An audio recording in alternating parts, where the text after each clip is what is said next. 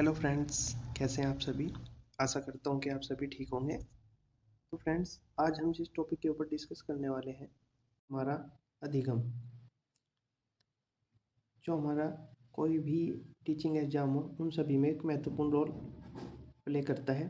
तो आज हम जानेंगे कि अधिगम क्या होता है, अधिगम की क्या क्या विशेषताएं हैं, किसको अधिगम बोलते हैं।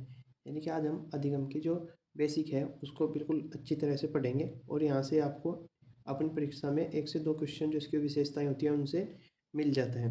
तो सभी विशेषताओं को एक एक करके पढ़ेंगे, और ध्यान से पढ़िएगा आप भी, ठीक है, और नोट करते रहिएगा साथ साथ। तो शुरू करते हैं कि अधिगम होता क्या है।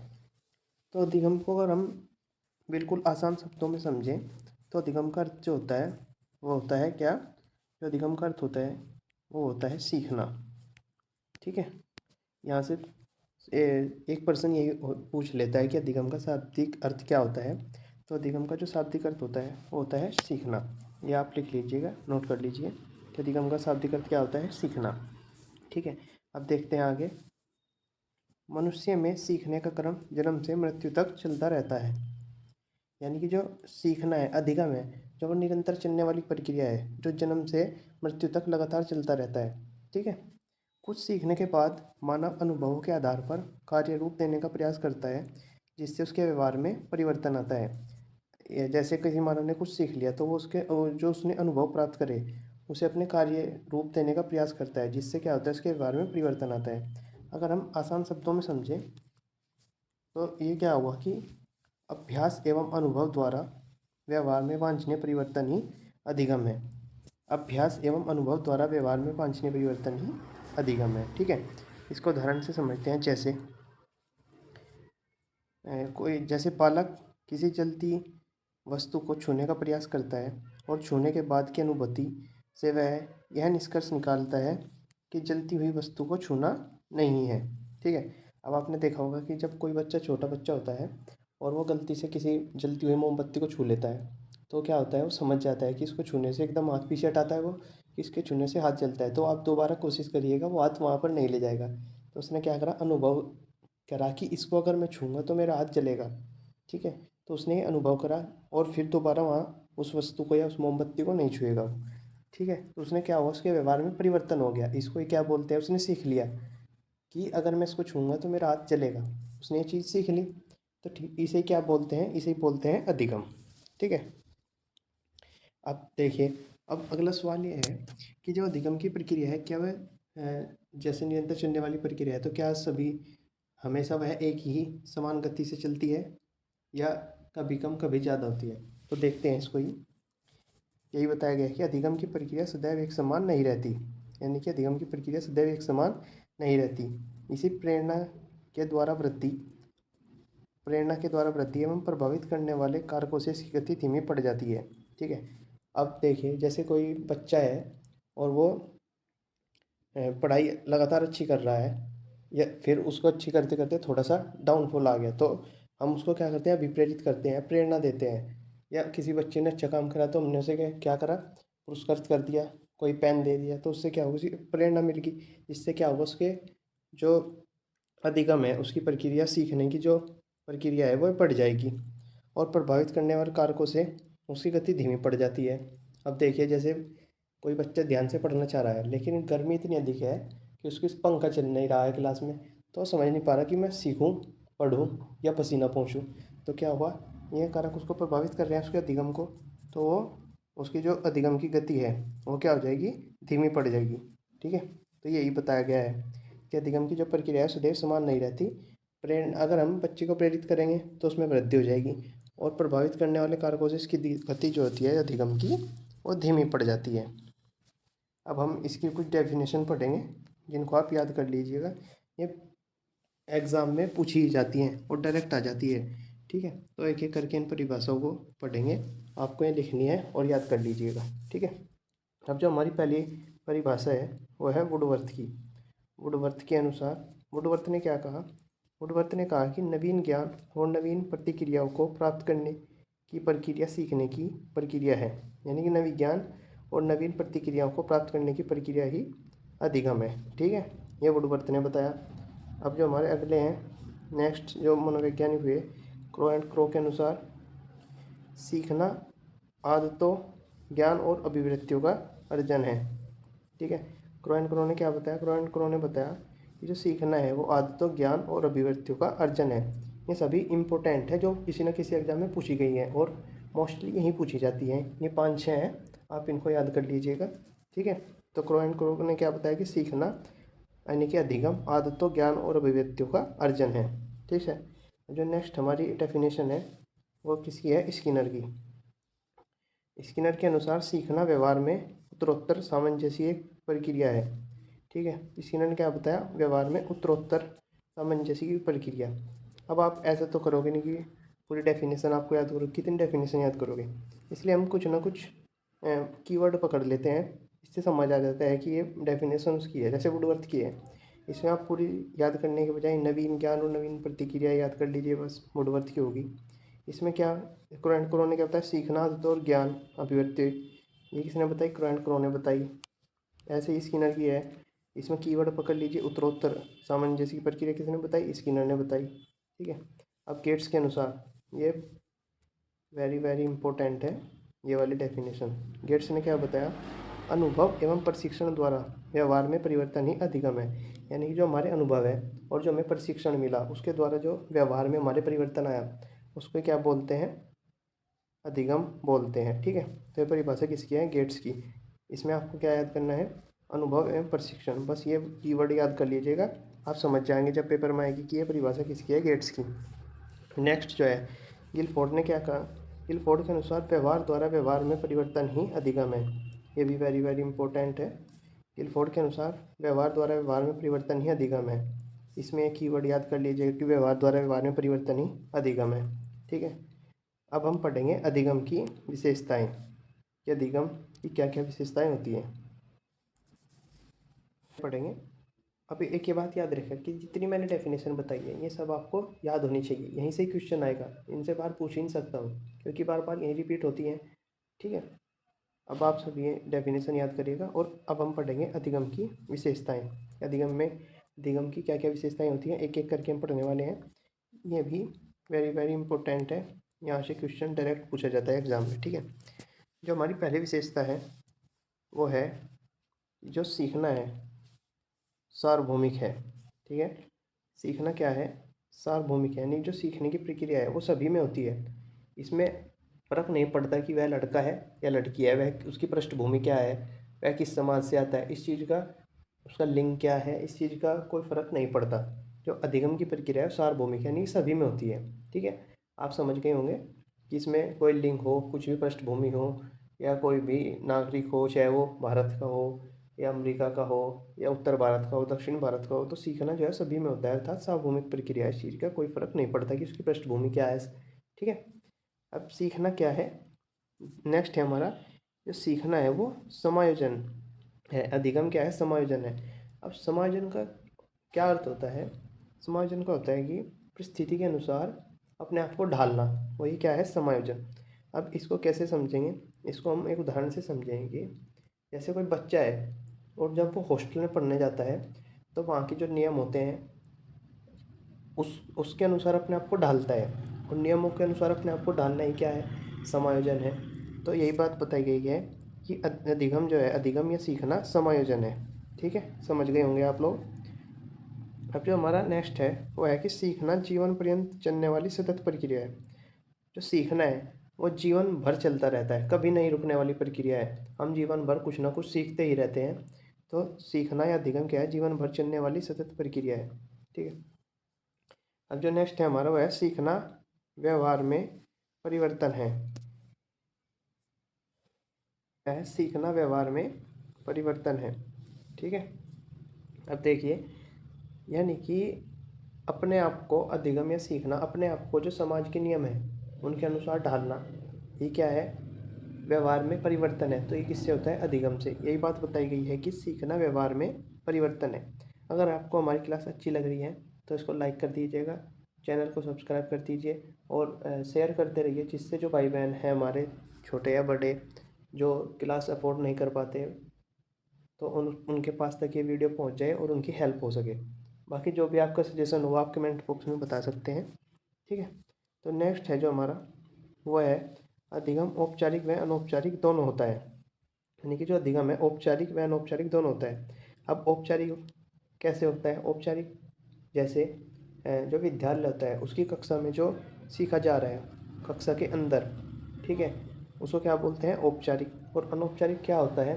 अपने अनुभवों से या कोई अपने से बड़े या छोटे से देखकर जो हम सीखते हैं अनौपचारिक रूप से, ठीक है, उसे क्या बोलते हैं? अनौपचारिक। तो अधिगम जो है वो औपचारिक यानी कि जो कक्षा में बालक सीख रहा है वो, और अनौपचारिक जो वो देखकर या अपने अनुभवों से सीख रहा है उसको क्या बोलते हैं? अनौपचारिक। तो अधिगम जो है वो हमारा औपचारिक व अनौपचारिक दोनों होता है, ठीक है। इससे अगला क्या है? अधिगम सतत चलता रहता है। ये हमने डिस्कस कर लिया है कि अधिगम सतत चलता रहता है और कभी नहीं रुकने वाली प्रक्रिया है। अब नेक्स्ट क्या है हमारा? नेक्स्ट है अधिगम का स्थानांतरण होता है। अब अधिगम का स्थानांतरण का मतलब क्या है? इसका मतलब है कि अधिगम जो हमारा सीखा हुआ ज्ञान है, सीखे हुए ज्ञान का स्थानांतरण का मतलब होता है सीखे हुए ज्ञान का एक जगह से दूसरी जगह प्रयोग करना। इसको ही क्या बोलते हैं? स्थानांतरण। यानी कि अधिगम का स्थानांतरण होता है। अब अगर हम इसको उदाहरण से समझें तो जैसे हमने क्या सीखा? हमने गणित सीख लिया, गणित के कुछ हमने कैलकुलेशन सीख ली और उसी कैलकुलेशन का प्रयोग हम फिजिक्स में कर रहे हैं, ठीक है। तो ये क्या हो गया? एक जगह का सीखा हुआ ज्ञान दूसरी जगह प्रयोग आ गया। तो इसको ये क्या बोलते हैं? अधिगम का स्थानांतरण बोलते हैं। तो अधिगम का स्थानांतरण होता है, ठीक है। नेक्स्ट है हमारा अधिगम बहुआयामी होता है। सॉरी, इसका क्या मतलब हुआ? जैसे जब हम इन 10th करके 11th में आते हैं तो हमारे पास क्या सब्जेक्ट हो जाते हैं? फिजिक्स, केमिस्ट्री, बायो या मैथ, ठीक है। तो ये क्या हो गया? अधिगम के बहुआयामी रूप हो गए। फिजिक्स हो गया, केमिस्ट्री होगा, बायो होगी, मैथ हो गया, अलग अलग आयाम हो गए। तो इसको क्या बोलते हैं? कि अधिगम बहुआयामी होता है। या हम कह सकते हैं कि अधिगम बहुआयामी होगा। जैसे शारीरिक हो गया, मानसिक हो गया, भावनात्मक अधिगम हो गया। तो अधिगम क्या होता है? बहुआयामी होता है, ठीक है। नेक्स्ट है हमारा अधिगम लक्ष्योन्मुखी प्रक्रिया है। क्या है? अधिगम लक्ष्योन्मुखी प्रक्रिया है। यह लक्ष्योन्मुखी यानी कि हमारा कुछ लक्ष्य होता है और उसको प्राप्त करने वाली प्रक्रिया ही क्या है? अधिगम है। जैसे फिलहाल जो आपका और हमारा लक्ष्य है वो क्या है? कि हम यूपी टेट में अच्छे अंक पास करने हैं, अच्छे अंक से पास करना है यूपी टेट, ठीक है। तो हमारा लक्ष्य क्या हुआ? हमारा लक्ष्य होगा यूपी टेट या सी टेट, जो भी है आपका। तो हमारा लक्ष्य क्या होगा? यूपी टेट हो गया, सी टेट हो गया, और इसको अच्छे अंक से प्राप्त करना। इसीलिए तो हम मेहनत कर रहे हैं कि हमारा लक्ष्य क्या है? यूपी टेट को या सी टेट को पास करना या सुपर टेट को पास करना। तो इसीलिए तो हम सीख रहे हैं अधिगम, इसीलिए तो कर रहे हैं कि हम अच्छे अंक प्राप्त कर सकें, ठीक है। तो क्या हो गया? अधिगम एक लक्ष्योन्मुखी प्रक्रिया है। अब नेक्स्ट क्या है? अधिगम अनुभव और अभ्यास का परिणाम है। क्या है? अधिगम जो है अनुभव एवं अभ्यास का परिणाम है। अब देखिए, जब बालक साइकिल चलाना सीखता है, ठीक है, तो क्या होता है? बार बार गिरता है और गिरने से फिर वो अभ्यास करता है। क्या करता है? अभ्यास करता है लगातार, और फिर वह साइकिल चलाना सीख जाता है, ठीक है। तो अधिगम क्या है? अनुभव। और उसने क्या करा? साइकिल चलाना सीख ली। तो अधिगम क्या है? अनुभव और अभ्यास का परिणाम है, ठीक है। नेक्स्ट जो है हमारा अधिगम चक्रीय प्रक्रिया है। कैसी प्रक्रिया है? अधिगम चक्रीय प्रक्रिया है। अब देखिए, जब बच्चा साइकिल चलाना सीख रहा था तो हाँ शुरू में डरता था, फिर उसने थोड़ी साइकिल सीखी और फिर क्या हुआ? उसने अच्छी तरीके से चलानी सीख ली। लेकिन क्या अधिगम यहीं रुक जाएगा? नहीं। अब बच्चा क्या करेगा? अब बच्चा शुरू कर देगा स्टंट लगाने, साइकिल को किसी और तरीके से चलानी सीखेगा, ठीक है। तो नए नए तरीके अपनाएगा साइकिल चलाने के। तो अधिगम क्या है? एक चक्रीय प्रक्रिया है, ठीक है। नेक्स्ट है हमारा अधिगम समस्या समाधान है। अधिगम क्या है? अधिगम जो है वो है हमारा समस्या समाधान। देखिए कैसे है? जैसे स्कूल में बच्चों को क्या दे दिया कि प्लास्टिक प्रदूषण को कैसे कम किया जाए, ये उसको प्रोजेक्ट दे दिया। अब बच्चे क्या करेंगे? बच्चे समूह में बच्चे कार्य करना सीखेंगे और उस समस्या का समाधान खोजेंगे कि हम इसको कैसे हल कर सकते हैं। डायरी बनाएंगे, उसमें लिखेंगे अपने जो भी उनकी समझ में आता है। तो अधिगम क्या है? समस्या समाधान है। नेक्स्ट क्या है? अधिगम रट्टा मारने से अलग है।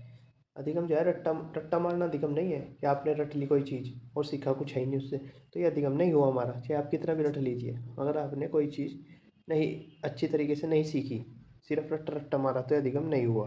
ठीक है, तो ये हमारे कितने पॉइंट हो गए? 13। और इनसे बाहर नहीं है पूछा गया आपको परीक्षा में, इनमें से याद होगा तो ये आपको 13 के 13 पॉइंट याद होने चाहिए। ठीक है, अब हम पढ़ेंगे अधिगम को प्रभावित करने वाले कारक कि कौन कौन से कारक हैं जो अधिगम को प्रभावित करते हैं। ठीक है, तो हमारा जो पहला है वह है बालक का शारीरिक एवं मानसिक स्वास्थ्य। अगर बालक शारीरिक और मानसिक रूप से स्वस्थ है तो बालक अच्छी तरीके से अधिगम करेगा, अच्छी तरीके से सीखेगा। या ऐसे समझिए कि जो अ, मानसिक रूप से स्वस्थ बालक है वो पिछड़े रूप से स्वस्थ बालक से अधिक अच्छे से सीखेगा, जल्दी सीख लेगा। ठीक है, और इसके तो बालक क्या है, अधिगम को प्रभावित करता है बालक का शारीरिक एवं मानसिक स्वास्थ्य। अगर बालक जो है शारीरिक रूप से और मानसिक रूप से स्वस्थ है तो अधिगम बढ़िया होगा, जल्दी होगा, बालक जो है अच्छी तरीके से सीख जाएगा। ठीक है, नेक्स्ट है हमारा सीखने की इच्छा। ये बहुत ही इंपॉर्टेंट रोल प्ले करती है सीखने की इच्छा। अगर बालक की सीखने की इच्छा है स्वयं से तो बालक जो है जल्दी सीख जाएगा। लेकिन यदि बालक की इच्छा ही नहीं है तो आप कितना भी सिर पीट लिए उसके साथ वो सीखेगा ही नहीं। ठीक है, तो ये मेन इंपॉर्टेंट रोल अदा करता है अधिगम में, क्या? सीखने की इच्छा। नेक्स्ट है हमारा प्रेरणा। प्रेरणा भी इम्पोर्टेंट रोल प्ले करती है। कोई बच्चा है उसको क्या करते हैं, बीच बीच में हमें अभिप्रेरित करते रहना पड़ता है। कहीं पर क्या होता है, अधिगम में पठारा जाता है, रुक जाता है अधिगम, या थोड़ा बच्चे क्या थक जाते हैं।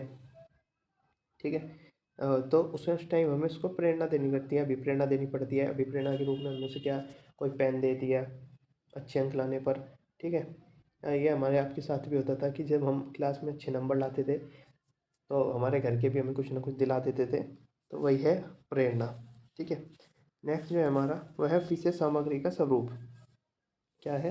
विषय सामग्री का स्वरूप। इसका क्या मतलब हुआ कि जो विषय सामग्री है वो बालक की उम्र के अनुसार होनी चाहिए। ठीक है, अब मानिए कोई बालक है, छोटा बच्चा है, और आप उसको पढ़ा रहे हैं बहुत लेवल की चीज़ें, तो वो कैसे सीखेगा? नहीं सीख पाएगा।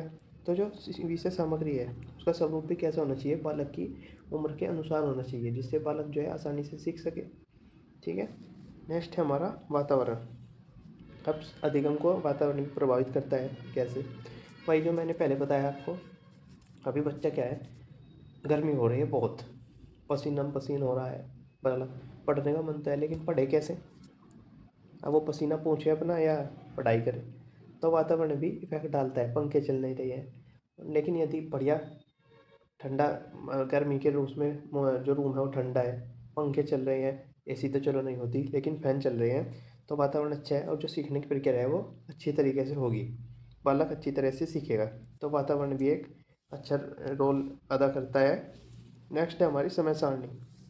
अब समय सारणी हमें ऐसे बनानी है कि जो कठिन विषय है जैसे मैथ हो गया, तो इसको हमें शुरू में जो विद्यालय समय है या कक्षा समय है उसमें जो शुरू के पीरियड है उसमें हमें कठिन सब्जेक्ट लगाने होते हैं, और लास्ट में जो है हमें थोड़े हल्के विषय जो होते हैं उनको हम लास्ट में रखते हैं, और जो कठिन विषय होते हैं उनको हम शुरू में लगाते हैं। तो समय सारणी भी इस तरीके से प्रभावित करती है अधिगम को। ठीक है, अब क्या करा आपने, जो है सरल विषय तो शुरू में लगा दिए पीरियड, अब बच्चे ने तो पढ़ लिया क्योंकि बच्चे का माइंड तो सुबह फ्रेश, तो उसने समझ लिया। अब हो गया इंटरवल, अब बच्चा क्या है, थकावट में आ गया, थोड़ा सा थकान हो गई उसको। अब आप मैथ का पीरियड ला रहे हैं तो क्या वो सीख लेगा? नहीं सीख पाएगा। तो जो हार्ड सब्जेक्ट होते हैं उनको हमें शुरू में रखना चाहिए। ठीक है, तो आज हमने क्या क्या सीखा है? हमने सीखा है कि अधिगम क्या होता है। क्या क्या पढ़ा हमने आज? हमने पढ़ा कि अधिगम क्या होता है, अधिगम की परिभाषाएं पढ़ी हमने। ठीक है, फिर हमने अधिगम की कुछ विशेषताएं पढ़ी। फिर क्या करा हमने, फिर हमने अधिगम को प्रभावित करने वाले कारक पढ़े। ठीक है, तो अभी हम इतना ही रखते हैं क्योंकि थोड़ा थोड़ा पढ़ते रहेंगे, अभी हमारे पास काफ़ी समय है। तो अगर आपको वीडियो अच्छी लगी हो तो इसको लाइक कर दीजिए, और भी जो हम आप चाहते हैं कि हम इसमें और चेंज कर सकते हैं वो आप कमेंट करके बता सकते हैं। और वीडियो को शेयर करें ताकि जो बच्चे कोर्स नहीं ले पाते उनको उनकी हेल्प हो सके। ठीक है, तो आज के लिए है इतना ही। Thank you. और हमारे channel Aksu classes for teacher exam को सब्सक्राइब कर दीजिए और वीडियो को शेयर करते रहिए। Thank you.